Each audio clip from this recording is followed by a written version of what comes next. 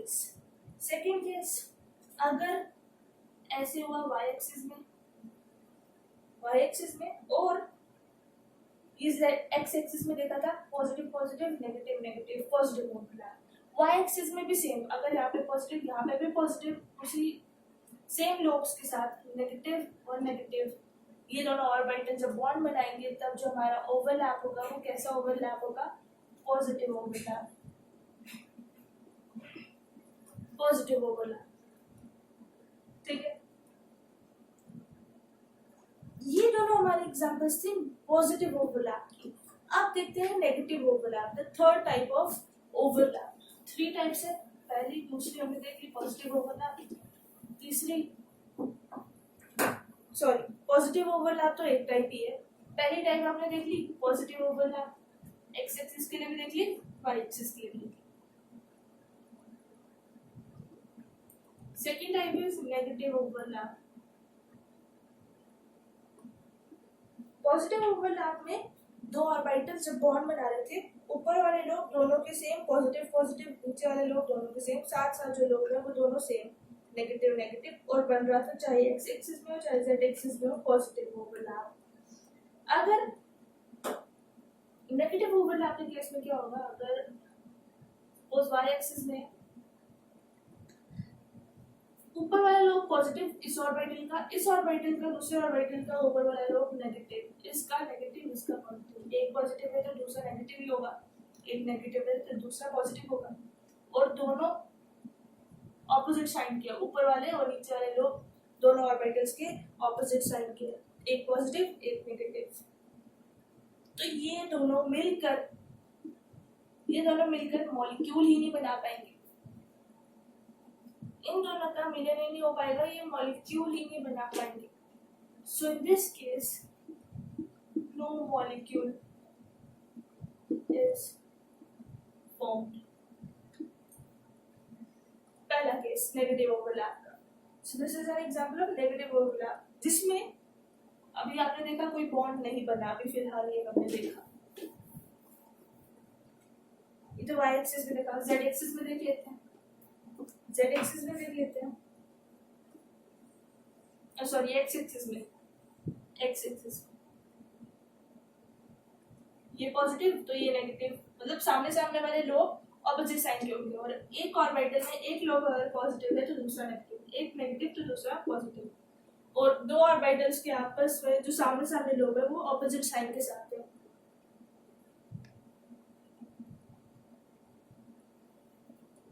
तो ये दोनों बॉन्ड बनाएंगे, ये दोनों जब ये दोनों बॉन्ड बनाएंगे ना, ये दोनों ऑर्बिटल्स नए लोब में कन्वर्ट हो जाएंगे। ये दोनों ऑर्बिटल्स जब अपना बॉन्ड बनाने की कोशिश करेंगे, मॉलिक्यूल बनाने की कोशिश करेंगे, तो एक नए लोब में कन्वर्ट हो जाएंगे, ऐसे पॉजिटिव नेगेटिव नेगेटिव पॉजिटिव, कुछ ऐसे, मतलब कि दो नए ऑर्बिटल में कन्वर्ट हो जाएंगे ये दोनों लोब। ये दोनों लोग दो नए ऑर्बिटल में कन्वर्ट हो जाएंगे पॉजिटिव नेगेटिव, ये दोनों लोग दो नए ऑर्बिटल में कन्वर्ट हो जाएंगे नेगेटिव पॉजिटिव, ऑर्बिटल्स ही बन जाएंगे नए, ऑर्बिटल से नए ऑर्बिटल्स ही बन जाएंगे। So it is a negative overlap. No molecule form और न्यू ऑर्बिटल्स आर फॉर्म्ड। ये कैसे, सो ये हमारा negative overlap. Third type of overlap, so ये हमारा नेगेटिव ओवरलैप था, या तो जिसमें अगर वाई एक्सिस में बना रहे थे तो नए ऑर्बिटल नहीं बन रहा था, कुछ भी नहीं बन रहा था, नया मॉलिक्यूल नहीं बन रहा था।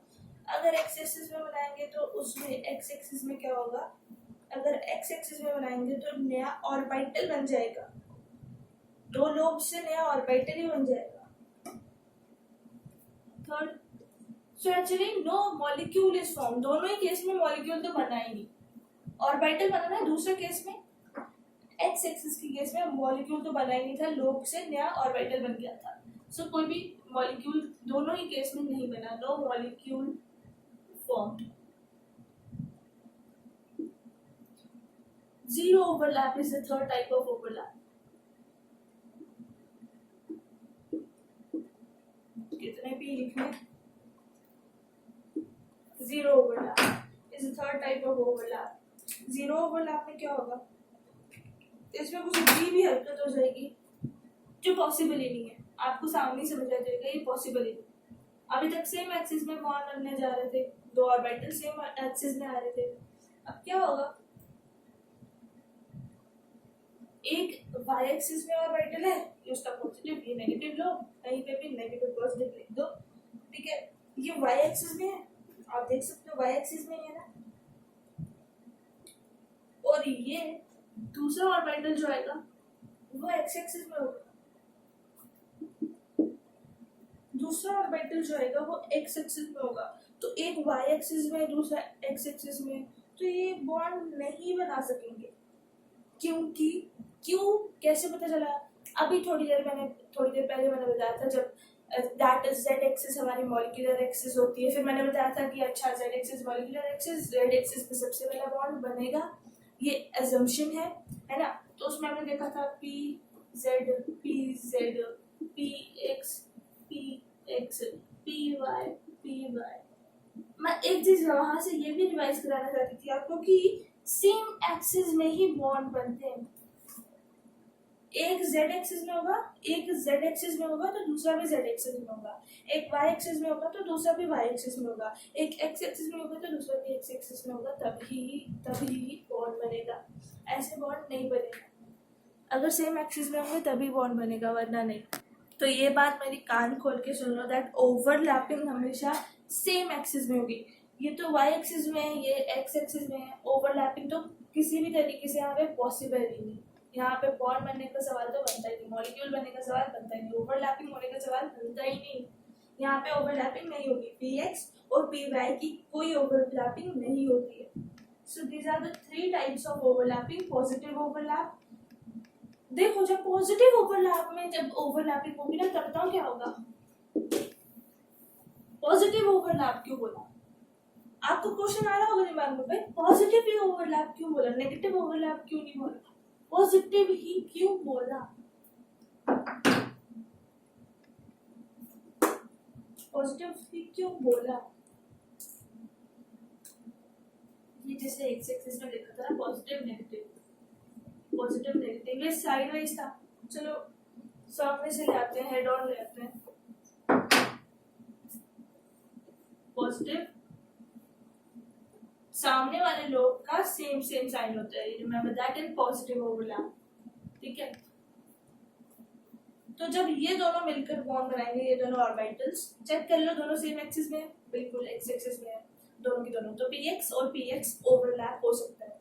तो ये जब ओवरलैपिंग करेंगे, जब पॉजिटिव के साथ क्या कर लेगा, पॉजिटिव लोग इस ऑर्बिटल का पॉजिटिव लोग इस ऑर्बिटल के पॉजिटिव लोग के साथ कंबाइन कर जाएगा, ताकि ये हेड ऑन बॉन्ड बना सके।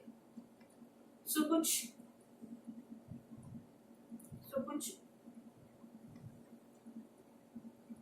ऐसा केस हो जाएगा, कैसे बनाऊं इसे, कुछ हद तक ऐसा केस हो जाएगा, ये नेगेटिव ये पॉजिटिव वाला बहुत बड़ा सा बन जाएगा, क्योंकि दो पॉजिटिव मिलकर एक पॉजिटिव बना गए, तो पॉजिटिव वाला लोग बहुत बड़ा हो जाएगा।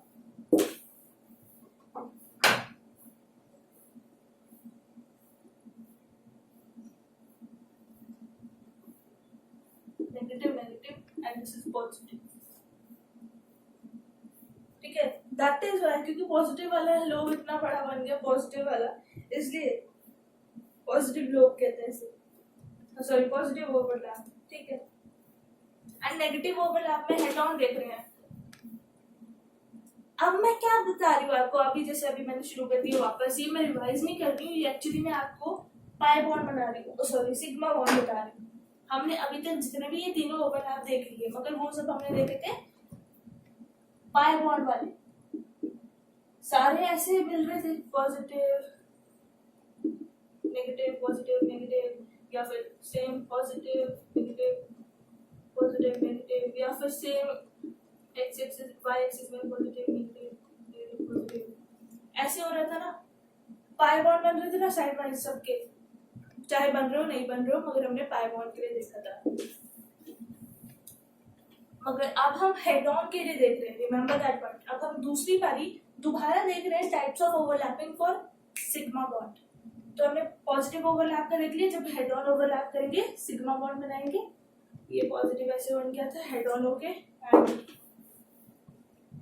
एंड हम देखते हैं नेगेटिव ओवरलैप का case. In the case of sigma bond negative overlap, जब नेगेटिव ओवरलैपिंग होगी, जब सामने से आएंगे दो ऑर्बिटल्स हेड ऑन बॉन्ड बनाने की कोशिश करेंगे, दो ऑर्बिटल्स सामने से आएंगे, हिम्मत जुटाएंगे और सामने से टक्कर करेंगे, और ये हमारा नेगेटिव ओवरलैप का केस है।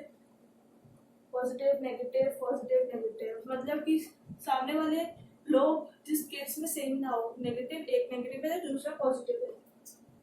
तो क्या ये पॉजिटिव और नेगेटिव लोग, क्या ये पॉजिटिव और नेगेटिव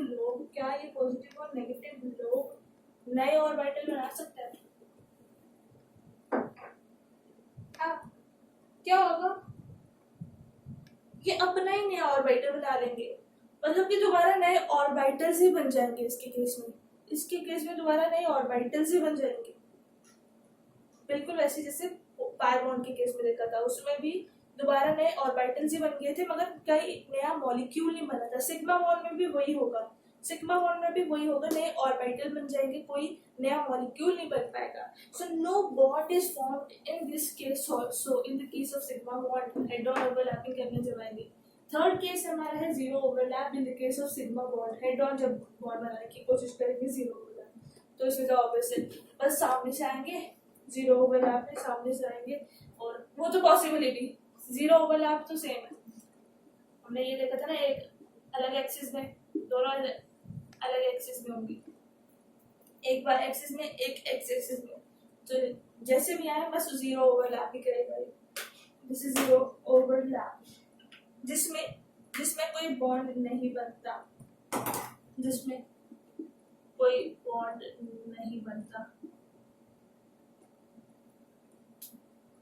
सो ये तो आपके एडिशनल इंफॉर्मेशन के लिए था, ठीक है,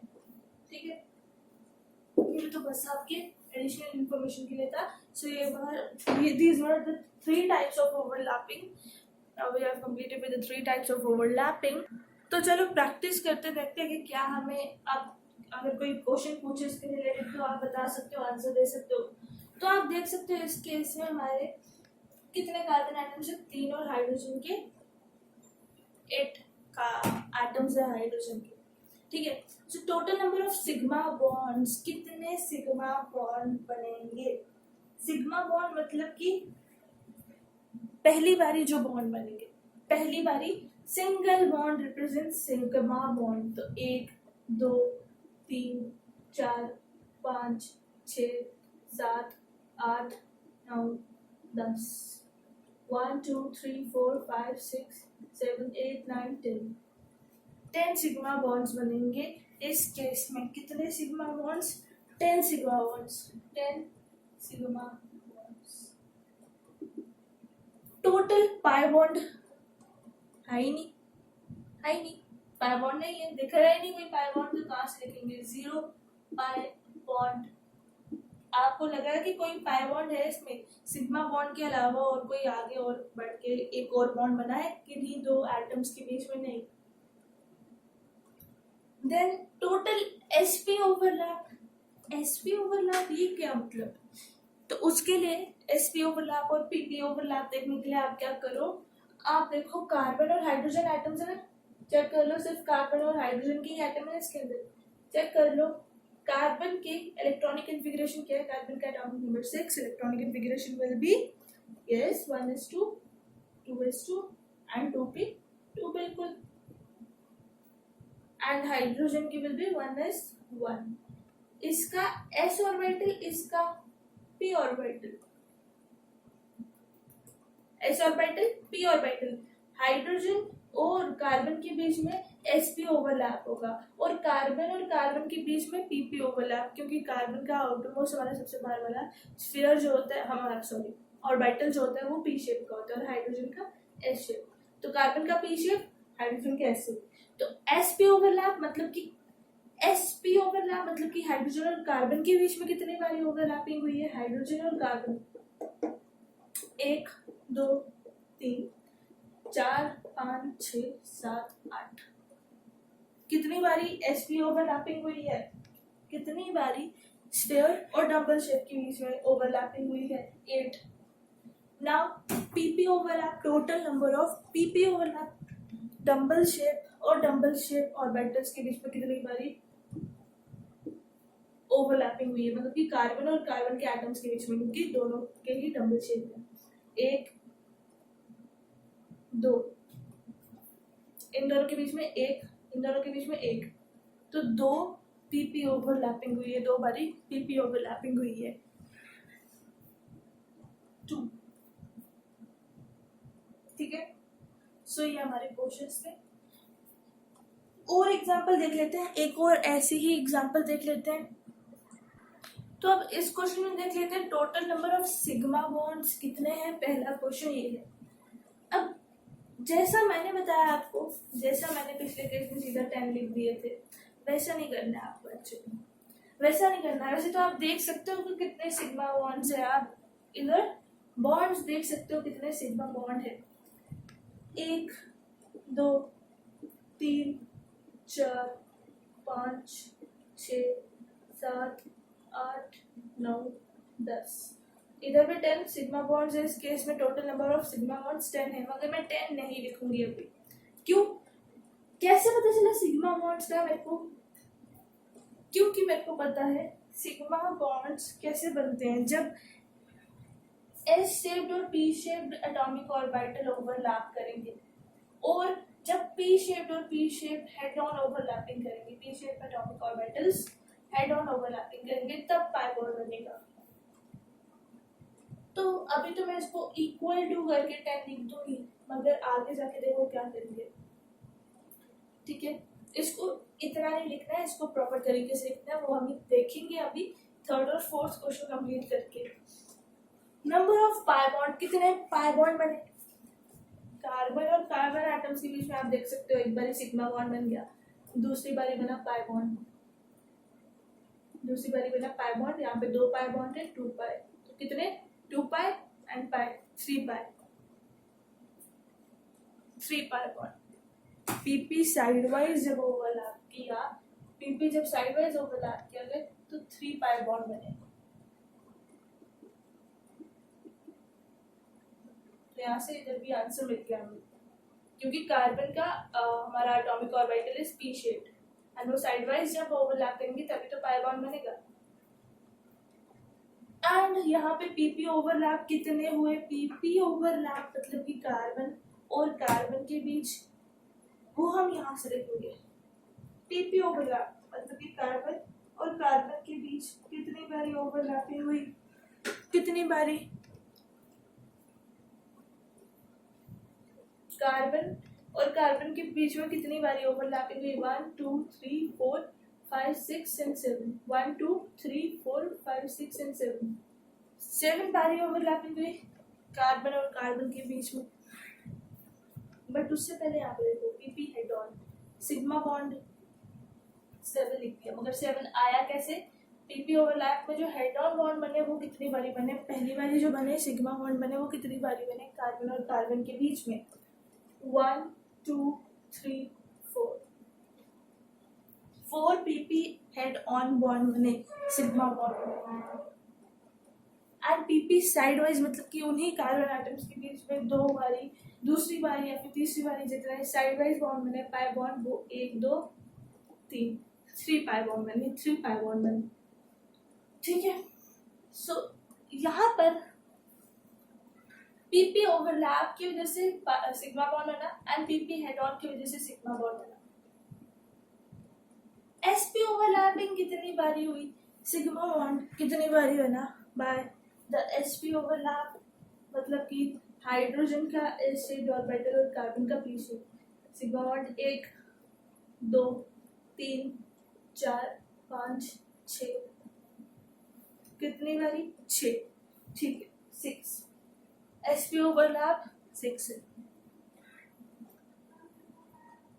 sigma bond 6 and 4, sp overlap में 6 and pp हेड ऑन में 4 सिग्मा बॉन्ड बने, तो I will write as 6 plus 4 equals to 10 total sigma bond. Total sigma bond इन दोनों को मिलाकर मिले, that is 6 plus 4 is equal to 10। आपको ऐसे लिखना है, ठीक है। 6 sp ओवरलैप की वजह से sigma bond, 4 pp head on की वजह से sigma bond, total 10 sigma bond. Now अभी यहाँ पे हम रुकेंगे नहीं, और एग्जांपल देख लेंगे, 2-3 और एग्जांपल्स देख लेंगे हम यहाँ पे। This is example of more example. I think इतनी एग्जांपल्स काफी है, क्योंकि मेरे को आपको एक पॉइंट डिस्कस करना है आपके साथ ओवरलैपिंग का ही। ये इतना इम्पोर्टेंट नहीं था ऐसे डिस्कस करने का, लर्न करने के लिए नहीं है, बट ये लिमिटेशन है ओवरलैपिंग की। हमने ओवरलैपिंग का टॉपिक अब खत्म तो कर ही लिया, तो लिमिटेशन देखने में क्या ही बुराई है। ओवरलैपिंग की लिमिटेशन देख लेते हैं। लिमिटेशन क्या है ओवरलैपिंग की? It is that it is not applicable on, मतलब कि ओवरलैपिंग किन चीजों पे एप्लीकेबल नहीं है। जब मैंने ओवरलैपिंग का टॉपिक शुरू किया था तभी मैंने बता दिया था दैट हम सिर्फ एस और पी शेप ऑर्बिटल्स के लिए ही देखेंगे ओवरलैपिंग। इसके अलावा और किसी केस में डी और एफ शेप ऑर्बिटल्स पे आपने ओवरलैपिंग देखी है अभी तक?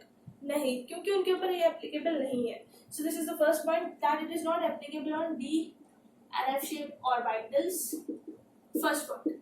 सेकेंड लिमिटेशन इज दैट जब हम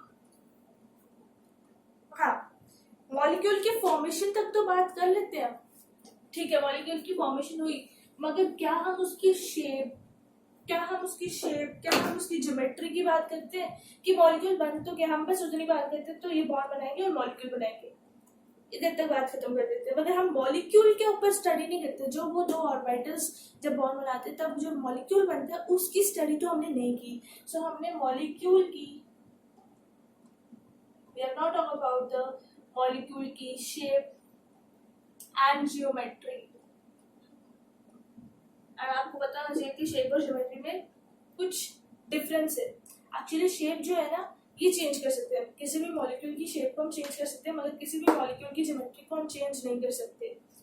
सो मॉलिक्यूल की शेप और उसकी ज्योमेट्री, उन फीचर्स की बात हमने ओवरलैपिंग के अंदर नहीं की, जिन फीचर्स की बात हम हाइब्रिडाइजेशन के अंदर करेंगे, जरूर करेंगे। एंड आई प्रॉमिस यू कि हम हाइब्रिडाइजेशन का टॉपिक लेके आएंगे नेक्स्ट वीडियो में, जिसमें हम हाइब्रिडाइजेशन की बात शुरू करेंगे। तो इसी के साथ आज के वीडियो में ओवरलैपिंग का टॉपिक खत्म हुआ with the limitations of overlapping. These were the limitations of overlapping की it is not applicable on D and F orbitals and molecule के बारे में बात नहीं की गई।